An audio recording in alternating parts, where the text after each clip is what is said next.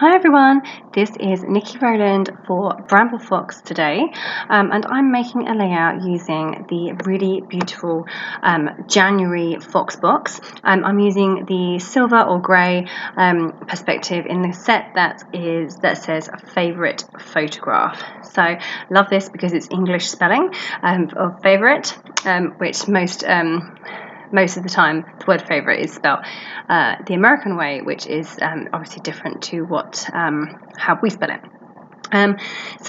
Just apologies for the brightness of the video.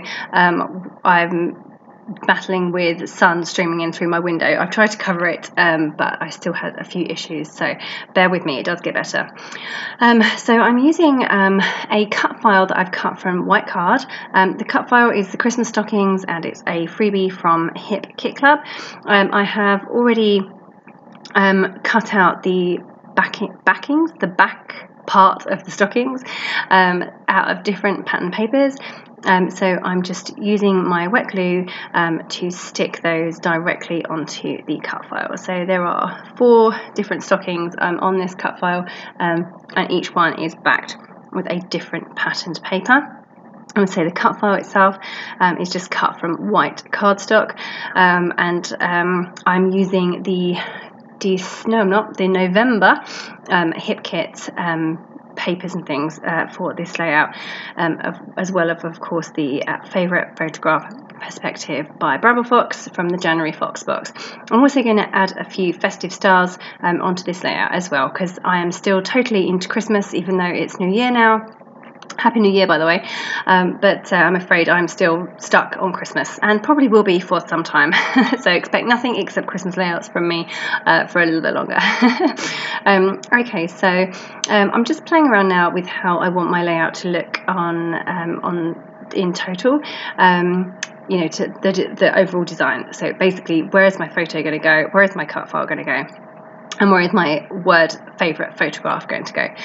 So just working all of that out now and playing around with a few different ways that this could be arranged. So I've torn a large strip of pattern paper. It's not that large actually, it's about 4, maybe 5 inches wide, and I've torn that across on both sides, so I have a torn edge at the top and the bottom of that wide strip of paper, and I'm using that as a base for my photo.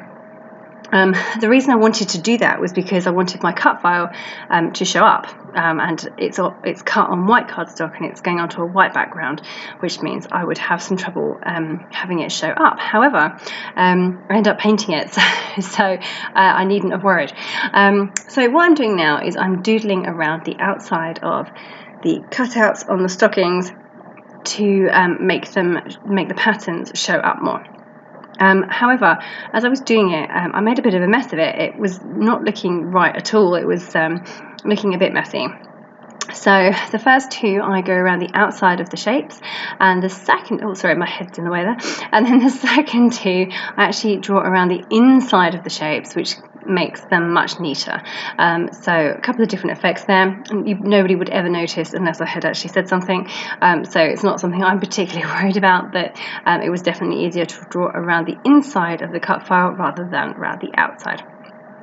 Okay, so I've made those a bit more obvious. They now stand out slightly better, and I'm just arranging my layout with all those trees. They are die cut pack from the November Hip Kits, and I just wanted a whole bunch of trees either side of my photo to show up. So this is Christmas stockings, obviously, and the Christmas trees I think go really well with Christmas stockings. Definitely my stockings hang near my Christmas trees at home, so that worked for me.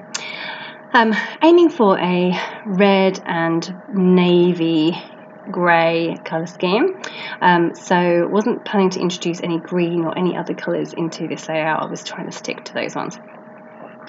So I felt that my torn piece of paper needed another layer of colour to add some more boldness to it, and I've torn a piece of red across the top and added another strip there, so I have this pop of red at the top of that piece of pattern paper.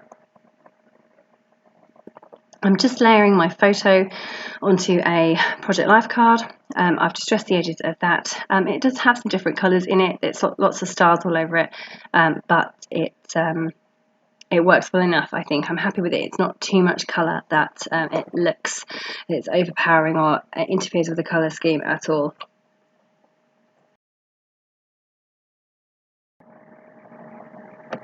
Okay, so here's the point where I decide that I probably need to do something with my cut file. You can see that I've pulled out some silver paint. I've put it at the top there. I've sprayed it with some water to let it mix a little bit, and I'm just letting that sit there so to dissolve slightly so that I have a nice thick rich paint with which to paint with.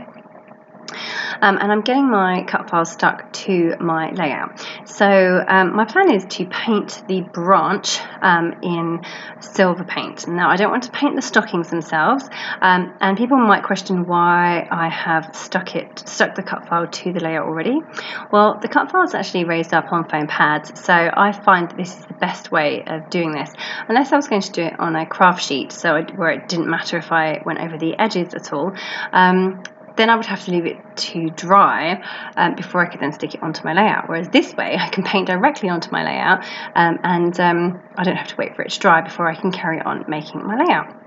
So for me this works well because it's raised on foam pads. It gives that separation between the cut file itself and the layout, so I'm unlikely to get paint on any other parts of the layout. I'm being careful as well, but generally that's I find that works really well. If something is raised on foam pads, then I would generally paint it once it's on the layout rather than off the layout and then add it later.